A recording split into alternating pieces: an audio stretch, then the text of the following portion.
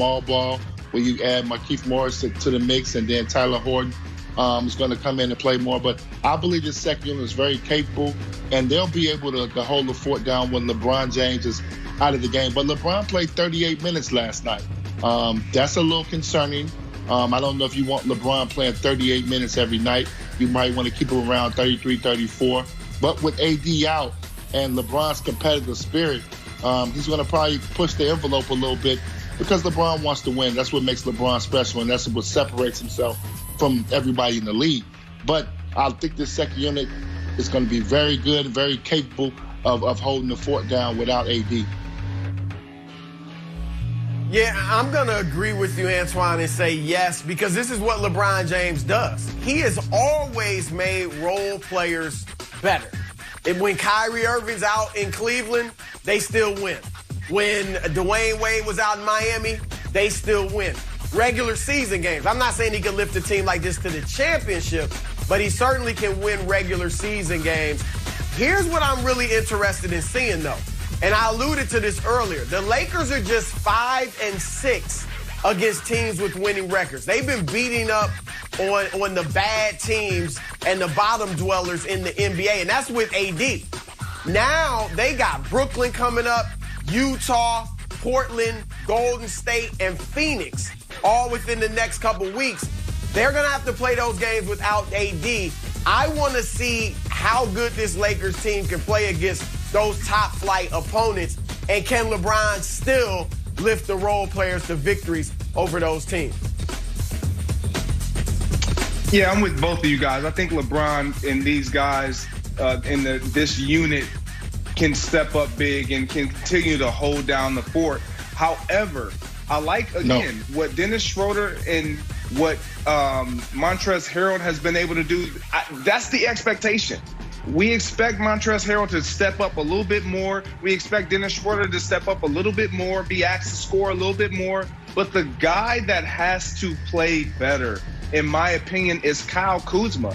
And he just hasn't done that for me. Averaging 10 points in this stretch will run that you just mentioned, the players or the teams that they're going to be facing this upcoming stretch. Kyle Kuzma needs to get to around that 15, 17-point mark for them to be comfortably working with LeBron James and not allowing him to play those 38 minutes that you mentioned, Antoine. And so for me, I think it works, but it's putting a lot of stress on a player who's older. Yes, can he get it done? Has he shown that he can continue to get it done? Yes, but this is not what he wants to be doing at this stage in his career, Antoine. Well, look, it's not the worst thing in the world. It's not the worst thing in the world if they don't, win a lot of these games. I don't think the Lakers should be looking at this like, we have to protect this number 1 or number 2 seed. All right, we got to go all out. And you guys are talking about LeBron's minutes. I still would want to keep him around 34, maybe 36 minutes. I don't want him out there playing 38 minutes every night. I understood it a week ago when they had these overtime games, but I don't think that should become the habit because the Lakers can win without the home court advantage. All right, we don't even know how many fans are going to be in the stands anyway come playoff times, and the Lakers are the best road team in the league. So they shouldn't overload LeBron during this stretch. But you're right, Greg. Kuzma's got to step up and show consistency. He's played well of late, but then last night he goes for 7 points. I'm not worried about Schroeder and Harrell. I know they can put up numbers, but I need Kuzma to play well, and I need KCP to come out of that slump. Not just to win games now, but I'm going to need him later in the season, especially come playoff time. You saw he was big in the finals, so I want to get his confidence up and get him out of this three-point slump that he's in. That's a great point, Chris. On to Milwaukee. The Bucks lost their 4th in a row last night, falling to the Raptors. But Giannis isn't panicking, saying that the 4-game slide, quote, isn't the end of the world. So, Antoine, is it time to worry about the Bucks after their 4th straight loss? Yes, it's time to worry about the Bucks. I think when you think about the Milwaukee Bucks and their team and the way their team is built and the structure of their team, they're fairly healthy. I know Drew Holiday did not play last night, but they're fairly healthy. And I look at the bottom line. I start from the top. I look at Giannis. Giannis is still shooting 29% from the three-point line. He shoots 64% from the free throw line. So that concerns me going into the playoffs because that's a deficiency of his. He hasn't improved that. Chris Middleton is still a 50, 40, 90 guy, but I still think he's still being too unselfish. He has to be more aggressive. He should be averaging 25 points a game. This is an all-star now. He's right at 20 points a game. So I think they defensively, we saw them dominate 2 regular seasons the past 2 years where they were the best team in the East and had the best record and really dominate the regular season. This is not the same team. I had high expectations for them. I thought they'd be a lot better. With the additions that they added to their team, they added depth that they didn't have in years past. They got nice depth now. I thought they'll be a lot better. So I am concerned. And that bothers me that Giannis thinks a 4-game losing streak is not a concern. I think seeding could matter in the East a little bit, depending if you get fans or not playing the Brooklyn Nets. So this is a big, the season is very important for the Bucks. And as you continue to try to build team continuity with the new guys. For me, I don't think it is a concern. I'm with Giannis here. I wouldn't panic too much. And a lot of your points I agree with, Antoine. I think that defensively is where I do look at them as that being a strength over the last 2 seasons. And then this year, they're being 13th. In the last 2, they were first. So I think that's a point of emphasis. But when I look at their roster and how it's configured this year, they're trying to figure it out, especially down the stretch. In the postseason, we've seen this team try to use this same style of ball with Giannis taking the ball, putting his head down and getting to the paint, and teams just collapsing and completely eliminating that option from them, and Middleton not being able to step up like you talked about. So for me, yes, I think they're trying to find their way, but I also think that last year they got caught up into seeding. They got caught up into having the best record in the National Basketball Association. And right now, that's not their focus. They're trying to find a rhythm specifically down the stretch in the fourth quarter. Who can we go to? What unit can we put out on the floor? And I know Drew Holiday hasn't been out there, but I'm not quite concerned because of the teams that they've also lost to outside the Thunder. Chris.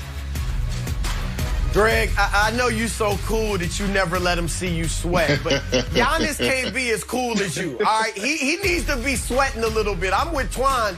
I get it. Drew Holiday has missed 5 games, so he's missed the whole losing streak. So you get him out there, he's your 3rd leading scorer, you're going to be better. But I got major concerns about this team. I think Philadelphia is better. I think Brooklyn is better. And in a playoff series, I wouldn't be shocked if Boston was better than this Milwaukee team. And it boils down to the same thing. I don't care if they were on a 4-game win streak. At the end of the game, they don't have a go-to guy. Giannis is phenomenal. He's great. But at the end of games, they can't give him the ball and say, create something. You look last night, he didn't score in the last 6 minutes. He was 0 for 3. He only took 3 shots.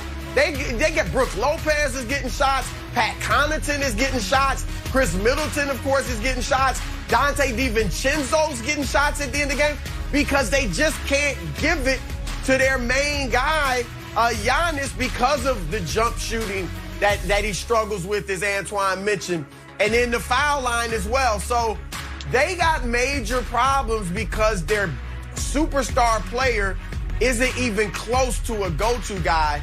And that's why I'm so concerned about the Bucks. All right, let's move on to Boston. Jaylen Brown fueled the Celtics to a win over the Nuggets last night. Nikola Jokic went for 43 in this game, but Tatum and Brown were too much to handle. So, Antoine, are you concerned about the Celtics being contenders or pretenders after beating the Nuggets and getting back to 500? Now, don't be biased, my friend. I'm usually biased with this, but I can't be biased now. They're not a contender right now.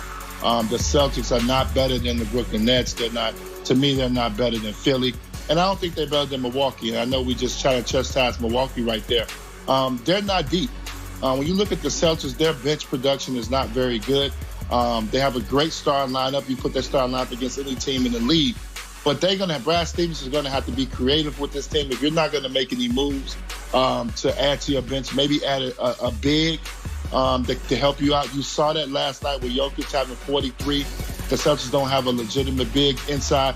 I know they acquired Tristan Thompson, but they don't have that bench production that's needed. Everything's in the starting lineup, and they go through long stretches where they don't be productive offensively. So I think whether that's Jason Tatum or Jaylen Brown coming out the game early and going to that second unit. But the big question mark, and I really don't want to grade him until Marcus Smart come back. We know he's the heart and soul of this team. We know when he's there defensively what he brings into this team. So if they get Marcus Smart back, we'll be able to make a more fair assessment and judgment of how far the Celtics can go. But right now,